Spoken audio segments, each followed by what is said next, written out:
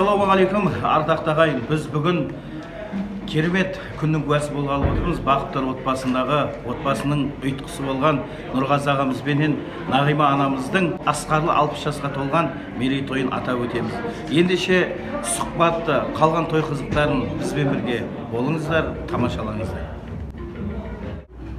Мінекей құрметті ағайын, біз бүгін Бақыттар отбасында сұхбат алғалы отырмыз. Біз Нұрғазы ағамызбенен Нағима анамыздың асқаралы 60 жасын тойлаудамыз. Қазір Голден Сити мейрамханасында отырмыз. Біз тойдан алдын осы отбасының мүшелерімен шағын ғана сұхбат жүргізбелі отырмыз. Ендеше құрметті Нұрғазы аға, Нағима апа, бүгінгі асқар жас 60 дана халқымыз тау түс деп айтады ғой. 60 жасқа толып жатыр екенсіздер, мерейтойларыңыз құтты болсын. Мына ұрпақтарыңыздың қызығын көріңіздер. Отбасыларыңызға құт береке, ырыс ынтымақ алып келсін. Ал енді осы орайда ең бірінші сұрақты мен қойғым келіп отыр. Отбасы шағын мемлекет дейді дана халқымыз. Осы отбасыларыңызды жақсылап өздеріңіз таныстырып өтсеңіздер. Отбасымызға қош келдіңіз, қайратты. Осы неғыватқан сұхбатыңызға рахмет. Той жаңа жылдарда біздердің 60 жасымызға жете беріп, сіздердің де үйлеріңде той болсын. Ал енді Нағима апа, өзің жақсылап мына отбасы ұрпақтарыңызбен жақсылап таныстырып өтсең. Бүгін 2021 жылы Нұрғазы екеуміз 60 жасқа шығып отырмыз. Сіздердің де үй болғанымызға 36 жыл мүшелі жыл екен, 60 жас мүшелі тойымыз екеуміздің. Бізді ата енеміздің 30 жыл мұғалім болып, 10 бала тәрбиелеген тәрбиесі, кедей ауылы, үлкен ауыл атанған ауылдың тәрбиесінің шарапаты деп ойлаймын осындай дәрежеге жеткеніміз. Құдайға шүкір, Нұрғазы 36 жыл жүргізушілік кәсібімен осы отбасын асырап келді. Өзіміздің президенттің жарлығымен Ден автомобиль күнінде мақтау қағаздарын алып отырды, ақшалай сыйлықтар алды. Өзім де анамның арқасында мәдениет техникумын бітіріп, кітапханашылық жұмысын 30 жылдай кітапханашылық жұмысымен зейнетке шықтым. Қазір пенсиядамын. Қаншама грамоталар және де мұстақылдықтың бір жылдығына медал, мұстақылдықтың бір жылдығы деген медалмен марапатталдым. 2 перзент өсіріп отырмыз, Құдайға шүкір. 2 келінім бар, 6 немерем бар, Алланың сыйы деп түсінемін. Құдайға шүкір, 2 келінім өнген, өскен елден алып отырмын. Құдағайымыз, өзіміз елде отырмыз. Қайратжан, айналайын, өзінде мыңдаған балдар тәрбиелеп отырсың, қаншама тойлардың куәсі болып, қаншама кештерді өткеріп жатсың. Осы сені елге елеулі, халыққа қалаулы қылып, осындай азаматты сыйға берген менің қалыш жеңгемнің рухы разы болсын, шат-шадыман болсын. Пердеш ағамның мақтанышы болып жүре бер әрқашан. Саған да тілейтінім, ұлыңды ұяға қондырып кенеле бер, қызыңды қияға қондырып немере сүйіп теңеле бер. Міне бүгін мен 2 балам мен 2 келінімнің ұйымдастырған кеші той шашуына қош келдіңіздер. Рахмет. Мінекей Нағима апа, Нұрғазы аға, жақсы тілектерің үшін үлкен рахмет. Тойдан алдын осындай ізгі ниеттерді Аллам қабыл етсін, періштелер әумин деп қолдасын дейміз. Ал енді осы бүгінгі сіздердің мерейтойларыңызда мынанша халықты шақырып, даладай дастархан жайып, сіздерге перзенттік ілтипат ізетін көрсетіп отырған ол сіздердің Нұрлан, Ерлан ұлдарыңыз, қыздарыңыз, келіндеріңіз. Әрине осы перзенттеріңіздің бір жақсы сіздерге деген тойдан алдыңғы тілегін естейік, той басында да естетін боламыз. Ал енді Нұрланға барғым келіп отырмын. Нұрлан. Міне бүгін отбасымызда үлкен мереке. Ата-анамыздың бүгін 60 жасы. Ата-анамызға тілегіміз аман есен сау болсын. Осы ата-анамыздың арқасында біз осындай дәрежеге жеттік. Папа, мама сау болыңыздар, ауырмаңыздар. Біздердің бақытымызға, немерелеріңіз бақытыңызға сау болыңдар. 100 жасаңыздар, 1000 жасаңыздар, шаршамаңыздар.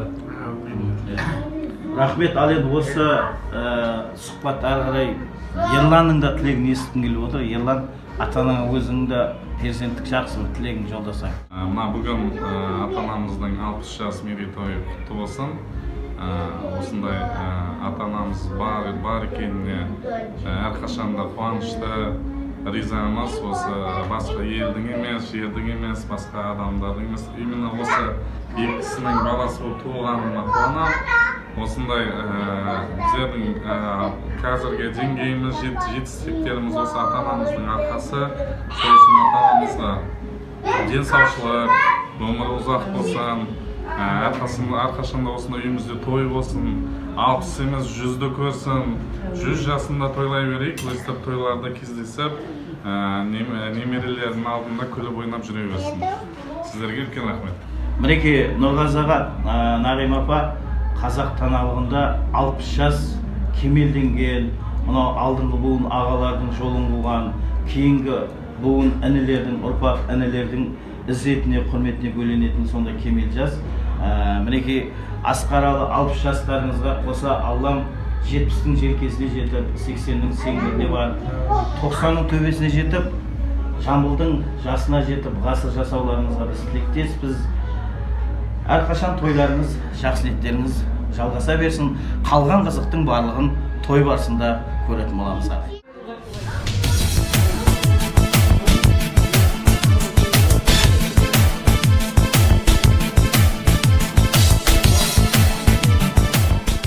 Біреулеттің сіздер алтын қазығы, аман болсын аяулы анасы, аман болсын еліміздің ардақты ағасы.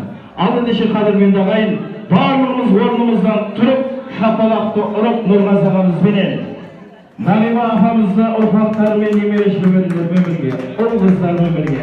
Ойдыға қасала туғанның құтты болсын.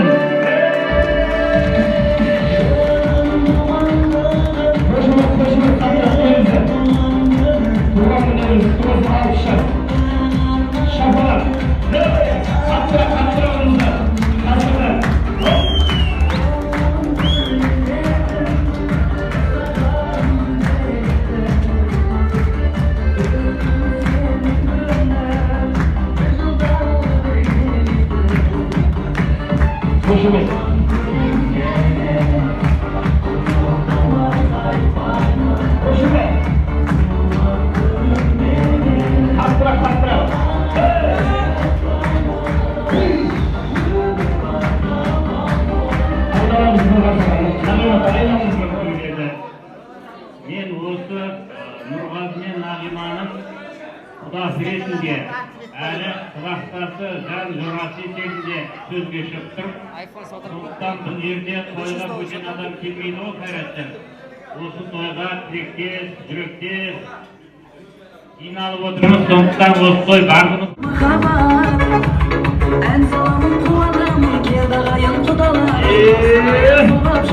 Шабан құтты болсын Нұреке.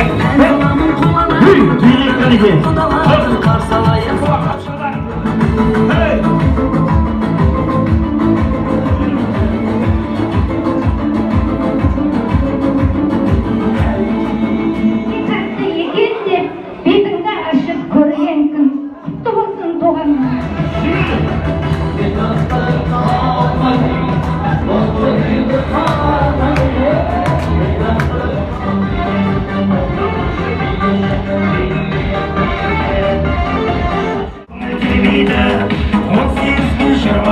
Қайтып келмейді.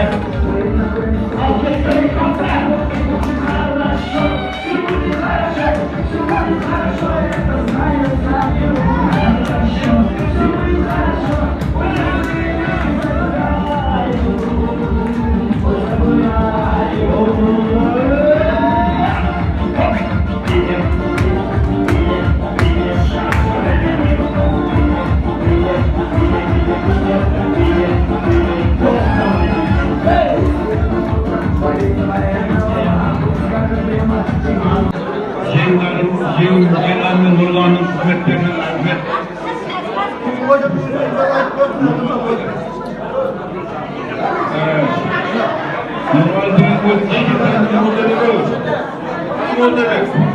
Нұрғазы кішкентайынан жеңіл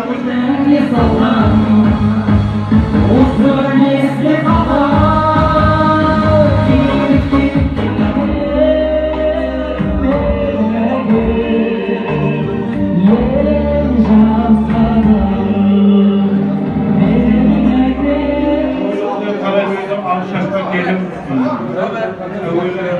Халықтың тілегін пәтер қабыл болсын. Дендерің сол болсын. Ағайын туысқанның ортасында құрметтерін жүре беріңдер. Дүниеге келген немере шөберен қызығын көріңдер. Осы бәрімізге сендерді көрген қыздарың нәсіп болсын, тойларын тойласып, бұдан да көп жақсылықтарыңыз бірге көріп жүре берейік.